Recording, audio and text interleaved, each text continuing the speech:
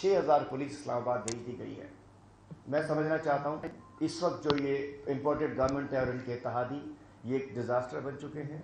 बल्दियाती वो आज बेचारे डॉक्टर्स वो कह रहे हैं कि हम महंगाई की वजह से हमें रिस्क अलाउंस दो, हमारी तनख्वाहें बढ़ाओ, 2 वक्त की रोटी नहीं पक रही। हमारी लेडी डॉक्टर्स हेल्थ स्टाफ जूते मार रहे हैं उनको। पता यहाँ पिटाई हो रही है उनकी।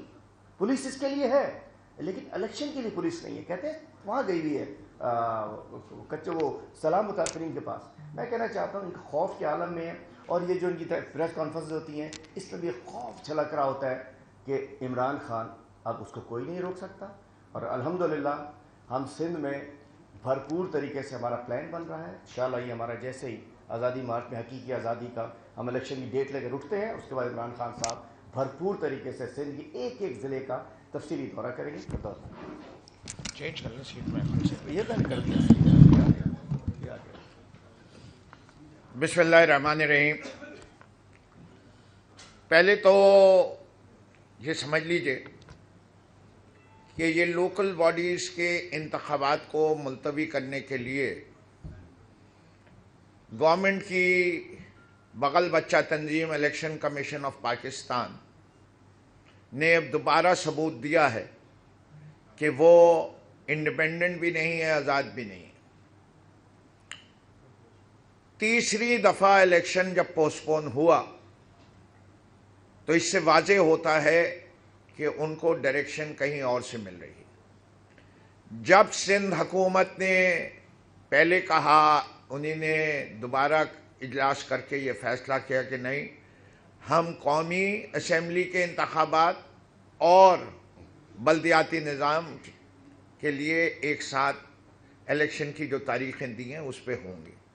हमें उस दिन भी पता था कि ये सिर्फ आजमाना चाह रहे थे कि अगर कौमी इलेक्शन में शहर कराची में इनकी मर्जी के नतीजे आएंगे तो पुलिस भी मुहैया कर दी जाएगी, स्टाफ भी मुहैया कर दिया जाएगा। उन्हें पता चल गया कि कराची ने कितनी बुरी तरह उन्हें रद्द किया। उसके बाद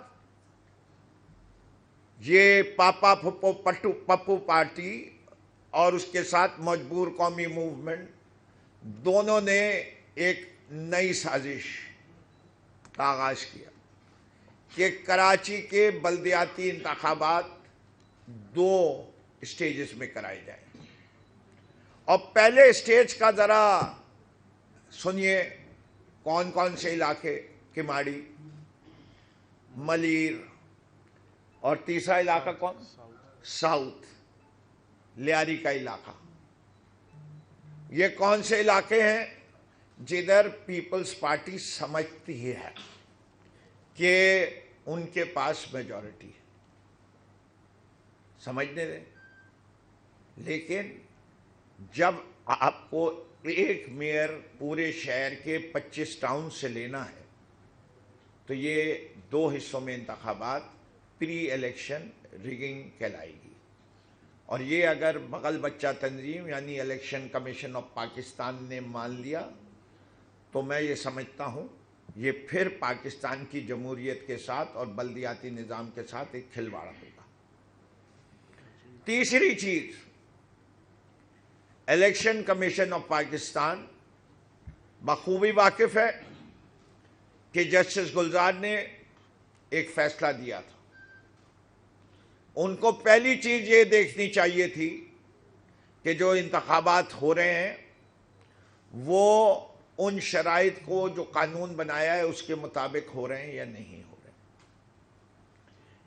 क्या जो कानून है या था 2013 अमेंडेड बिल के लिहाज से fully empowered administratively, politically and financially local बल्दियाती निज़ाम होगा या नहीं। बाकायदा उसके अंदर ऑर्डर में इंस्ट्रक्शंस थी कि सिंध बिल्डिंग कंट्रोल अथॉरिटी का कानून वापस लो, सिंध सॉलिड वेस्ट मैनेजमेंट का कानून वापस लो, केडीए का कानून वापस लो, सिंध मास ट्रांजिट का कानून वापस लो। जब तक ये सारे कानून वापस नहीं हुए होते तो क्या یہ کنٹمپٹ آف کورٹ نہیں کر رہا الیکشن کمیشن آف پاکستان؟ کیا ان کا صرف کام بیلٹ کے ڈبے بھروانا ہے؟ میں آج آپ کو NA 239 میں الیکشن ہوا، مجبور قومی موومنٹ بری طرح ہاری، اس کے باوجود ہم نے الیکشن کمیشن آف پاکستان کو خط لکھا ہے کہ اس مجبور قومی موومنٹ نے ہارتے ہوئے بھی اپنے ووٹ بڑھانے کی کوشش کی ہے اور اپنے ووٹ جو ہیں 4800 کے تعداد سے بڑھائے ہیں، اور ٹوٹل امپیکٹ اس کے اوپر جو ہوتا ہے وہ 7000 ووٹ کا ہوتا ہے۔ یہ کس طرح پتا چلا؟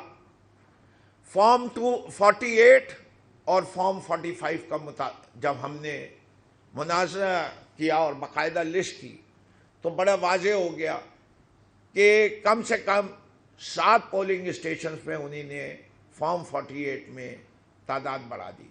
جہاں 15 ووٹ تھے اس کو 515 کر دیا، جہاں 50 تھے وہاں 1050 ووٹ کر دیا، اور اس کے اوپر ہم خط لکھ چکے ہیں، اور آج اس خط کو لکھے ہوئے 10 دن سے زیادہ ہو گئے اور کوئی جواب نہیں ملا۔